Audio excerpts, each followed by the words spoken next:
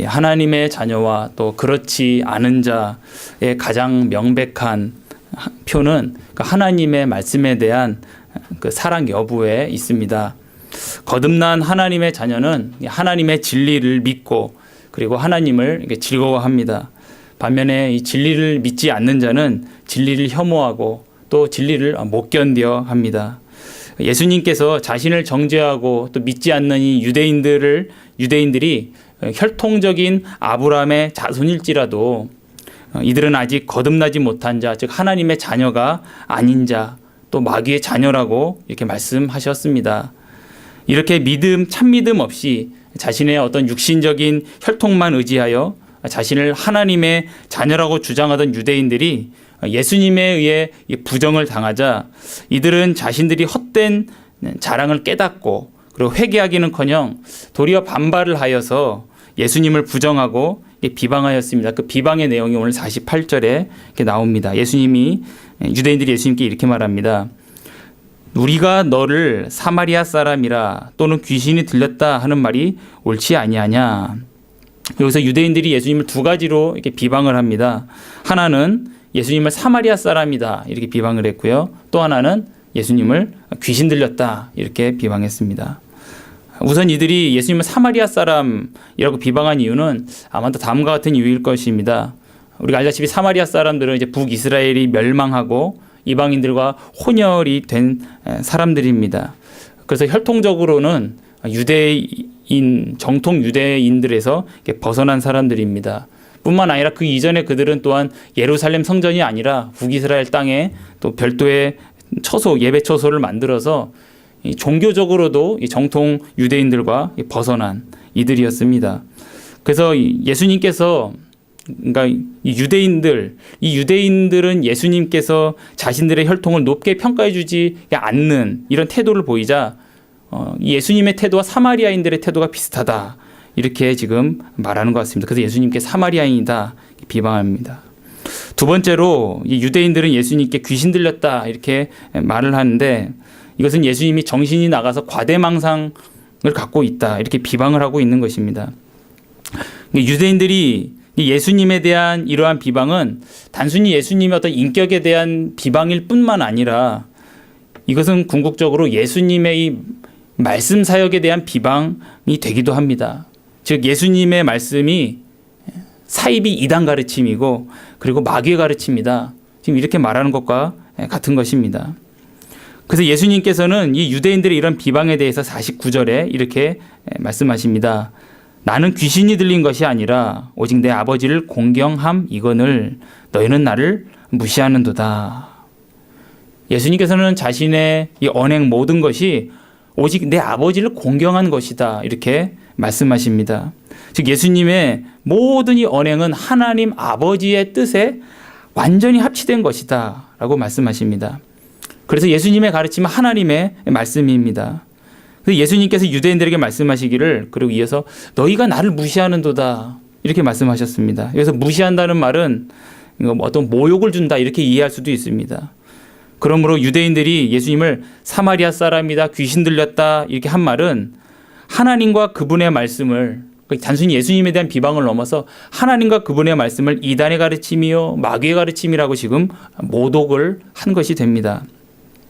그런데 예수님께서 이러한 말씀을 하시는 이유는 자신의 이 비방과 이 무시를 예수님 자신이 비방과 무시를 당해서 지금 자존심이 상했기 때문에 이런 말씀을 하시는 것이 아니라는 것을 우리 50절을 통해서 알 수 있습니다. 50절을 보면 나는 내 영광을 구하지 아니하나 구하고 판단하시는 이가 계시니라 이렇게 말씀하고요. 또 이게 뒤에 54절을 보면 또 예수님께서 이렇게 말씀하십니다. 내가 내게 영광을 돌리면 내 영광이 아무것도 아니거니와 내게 영광을 돌리시는 이는 내 아버지시니 곧 너희가 너희 하나님이라 칭하는 그이시라. 이 두 구절에서 예수님께서는 공이 예수님 자신은 스스로 나 자신에게 영광을 돌리거나 구하지 않는다 이렇게 말씀하십니다.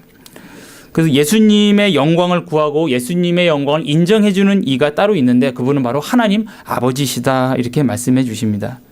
그러니까 예수님은 하나님 아버지께서 인정해 주시는 그 영광만 인정하고 또 그것으로 지금 만족해하고 계시는 모습을 우리에게 보여주고 계십니다. 왜 예수님께서는 하나님 아버지께서 인정해 주는 영광만 인정합니까? 바로 아버지께서 주시고 인정해 주시는 그 영광만이 참된 영광이고 그것이 온전한 것이기 때문에 그렇습니다. 예수님께서도 오직 또 하나님 아버지를 공경하셨습니다. 앞에 말씀하셨죠.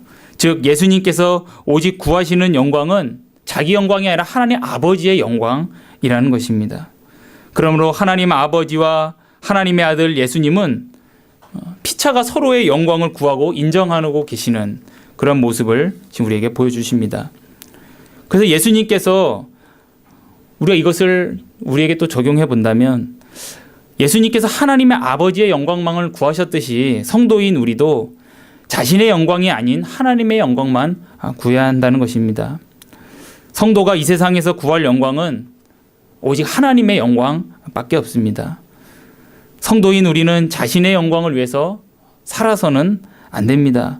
우리 사도 바울의 고백처럼 로마서 14장 7절 9절에 우리 중에 누구든지 자기를 위하여 사는 자가 없고 자기를 위하여 죽는 자도 없도다. 우리가 살아도 주를 위하여 살고 죽어도 주를 위하여 죽나니 그러므로 사나 죽으나 우리가 주의 것이로다. 이 일을 위하여 그리스도께서 죽었다가 다시 살아나셨으니 곧 죽은 자와 산 자의 주가 되려 하심이라 라고 말씀합니다.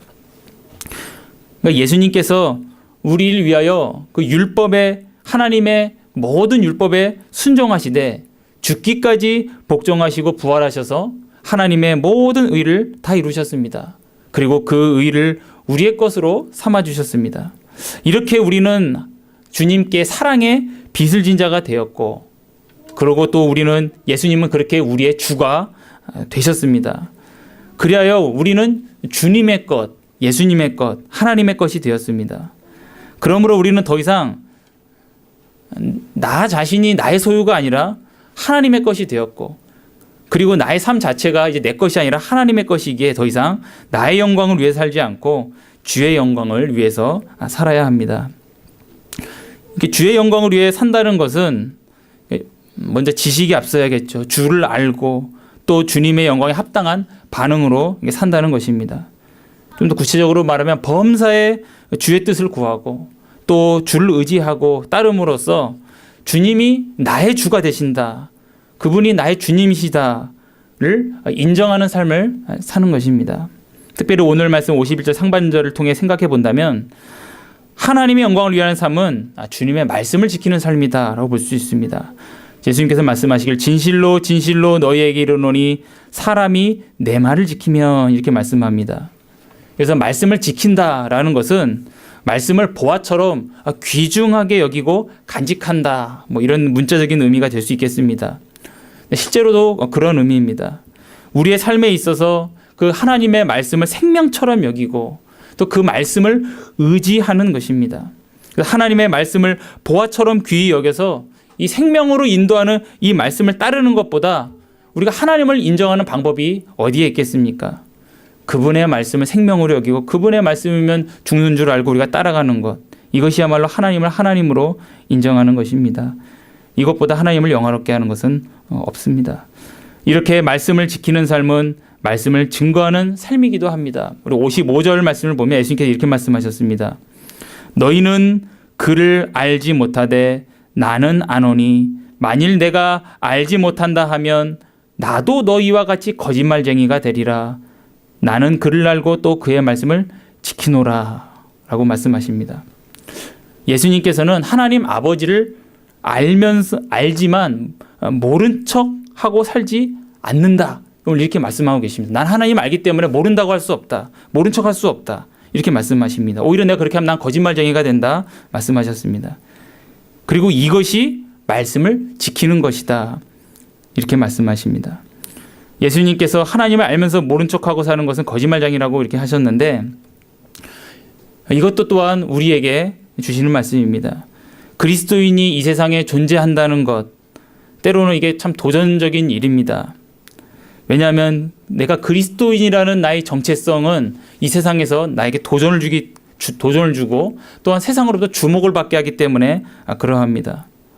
우리가 굳이 난 그리스도인입니다라고 광고할 필요까지는 없겠지만 그렇다고 내 신앙까지 숨길 필요는 없습니다. 왜냐하면 예수님께서 우리에게 말씀하시기를 마태복음 5장에 너희는 세상의 빛이고 너희는 세상의 소금이고 산 위에 동네고 그리고 등경 위에 등불이고 이렇게 말씀하셨습니다. 그러니까 우리 신앙은 남에게 보이기 위한 신앙은 아니지만 하나님 앞에서의 그 존재로서의 신앙을 그러나 숨기서는 안 된다라는 것입니다. 내가 하나님을 섬기고 하나님이 나의 주되심을 숨긴다면 우리는 알면서도 모른 척하는 이 거짓말쟁이가 될 것입니다. 그러므로 우리가 남에게 보이기 위한 신앙이 아니라 하나님 앞에서의 나의 그 신앙의 삶을 숨김없이 담담히 하나님 앞에서 정직하게 살아가는 것, 그것이 우리가 하나님 앞에 정직한 삶인 줄로 믿습니다.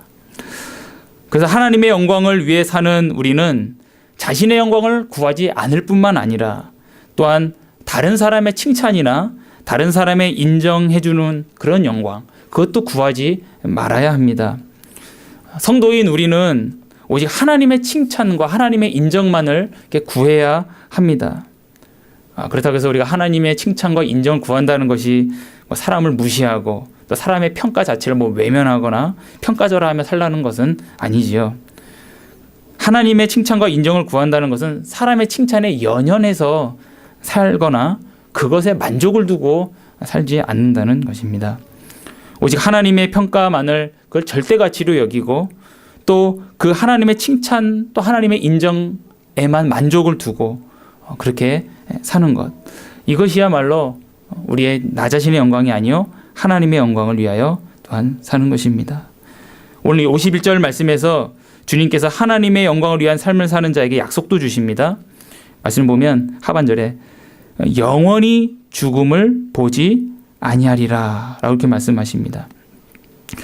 주님께서 주님의 영광을 위하여 사는 자에게 오늘 영생을 약속하고 있습니다. 오늘 약속되어 있습니다. 아니요, 어쩌면 우리는 이미 이 영생의 약속을 받고 그리고 주님의 영광을 위해 살아갑니다. 그러므로 주의 영광을 위해 사는 삶은 가장 복된 삶이라는 것을 우리가 알게 됩니다. 왜냐하면 우리는 이미 약속을 받고 영생을 누리며 우리는 살기 때문에 그러합니다. 주의 영광을 구하는 우리는 그 영광에 온전히 또한 동참하게 또한 될 것입니다. 이처럼 성도가 하나님의 영광을 구할 때 하나님으로부터 큰 칭찬을 받습니다. 우리가 사무엘상 2장 30절 하반절을 보래 하나님께서 이렇게 말씀하셨습니다. 나를 존중히 여기는 자를 내가 존중히 여기고 또 나를 멸시하는 자를 내가 경멸하리라, 이렇게 말씀하셨습니다. 우리가 하나님의 영광을 구하며 살 때 하나님은 우리를 크게 칭찬해 주십니다.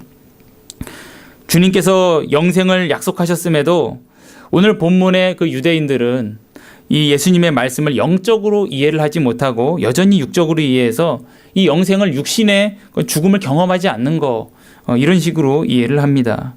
오늘 52절 53절에 그런 반응이 있는데요. 제가 읽어보면 유대인들이 이르되 지금 내가 귀신 들린 줄 아노라. 아브라함과 선지자도 죽었거늘 내 말은 사람이 내 말을 지키면 영원히 죽음을 맛보지 아니하리라 하니 너는 이미 죽은 우리 조상 아브라함보다 크냐?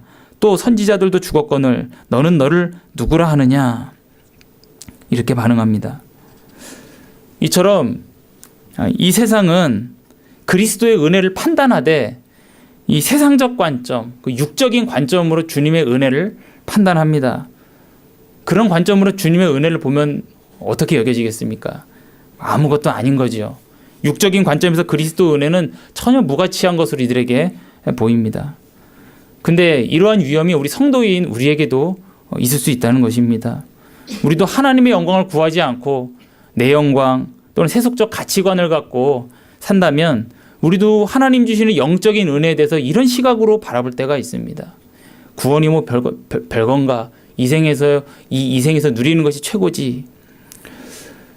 이러한 때 우리는 그리스도의 은혜를 하찮게 여기게 됩니다. 근데 이런 일이 우리에게 발생해서는 안 됩니다. 그래서 언제나 우리는 우리의 믿음의 눈을 하늘로 들어 올려서 하나님의 나라와 또 그분의 영광과 그분이 우리에게 약속하신 그 성경에 약속된 그 보화들을 항상 응시해야 합니다. 그러므로 성도에게 있어서 하나님의 영광을 구하는 삶은 어떤 선택적인 삶이 아니라 유일한 삶의 방식이라는 사실을 우리가 알게 됩니다. 다른 삶의 방식은 우리에게 존재하지는 않습니다. 그리고 그런 삶을 복되지도 않습니다.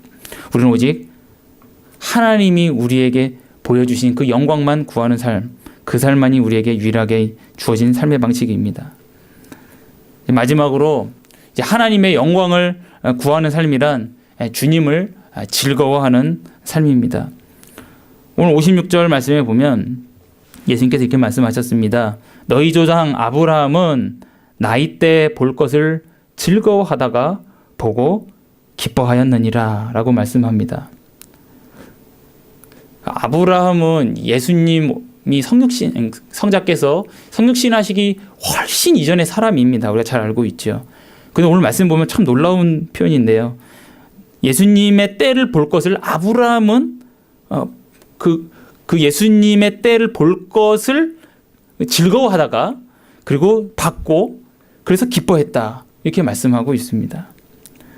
그러니까 아브라함의 삶의 그 유일한 목적은 자신의 평생에 이 그리스도의 나라가 번영하는 것, 하나님께서 자신에게 약속하신 그 하나님의 나라, 그리스도의 나라가 이루어지는 것, 그것을 말씀을 통하여 믿음으로 받고 그리고 그것을 기뻐했다는 것입니다. 아브라함은 그리스도께서 성육신 않으셨음에도 그리스도를 기다렸습니다. 아브라함은 그리스도께서 성육신 하실 때를 보게 될 것을 그 사실에 대한 기대와 소망이 너무 커서 오늘 성경 말씀에 즐거워했다. 이거 원어를 좀 보니까 뛸 듯이 기뻐하는 그런 표현을 썼더라고요. 그리고 그것을 보고 나서는 아주 그냥 안식과 같은 아주 편안한 마음, 기뻐하였다. 이런 표현을 썼습니다. 기대감으로 뛰었고 실제로 그걸 보고 아주 안식을 누린 것입니다. 그리스도께서 성신하셔서 이 땅에서 모든 의를 다 이루시고 그때 그 유익을 누가 얻습니까? 아브라함도 얻죠. 그리고 모든 하나님의 백성들이 얻습니다. 이것을 아브라함이 믿음으로 보고 갈망했고 또 그것의 이룸을 또 누렸습니다. 이것도 성도인 우리에게 참 적용할 말씀이었습니다.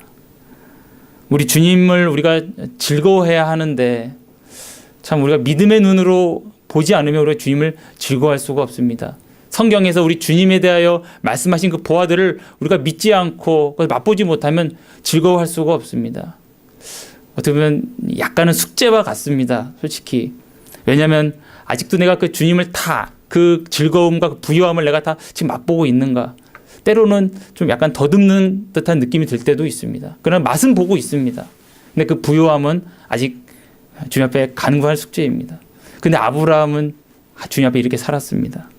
그러므로 우리가 하나님의 영광을 구한다는 것은 정말 이 주님을 즐거워하는 것인데 그러면 우리가 결국엔 주님을 더 알아야 한다는 결론에 이릅니다. 그러므로 우리가 평생에 주님을 알고 그 주님을 의지하고 또 그분이 약속하신 것을 즐거워하며 하나님께 영광 돌리는 것, 이것이 바로 하나님께서 우리를 통하여 영광 받으시는 삶이라는 것을 우리가 결론적으로 보게 됩니다. 이렇게 예수님께 이 말씀하시자 유대인들이 57절을 보면 네가 50세도 안 되었는데 아브라함을 보았느냐 이렇게 말씀합니다. 어떤 사람들은 이 50세라는 말 듣고 예수님이 50세쯤 이때 되셨나 보다 이렇게 얘기하시는 분도 계시긴 하는데요. 뭐 그렇게까지 볼 내용은 아닌 것 같습니다. 당시 사회적으로 50세라는 나이가 굉장히 어떤 권위적인 의미를 가졌다고 합니다. 그래서 예수님께서 58절에 대답하시기를 진실로 진실로 너에게 이르노니 아브라함이 나기 전부터 내가 있었느니라. 확실하게 예수님께서는 자신이 하나님이심을 오늘 우리 요한복음 1장 1절에 태초에 있었던 말씀이심을 분명하게 자기 입술로 증거하십니다. 그러자 유대인들이 돌을 쳐서 예수님을 죽이려고 하였다 59절에 말합니다. 이에 대해서 칼빈이 이렇게 말씀하더라고요. 유대인들은 하나님이 없는 그 빈 성전을 오늘 차지해서 기뻐했지만 주님은 그 성전을 떠났다 이렇게 말을 하고 있습니다. 우리 주님께서 우리 주님을 잃으면 우리 삶에 우리는 빈 성전과 같습니다.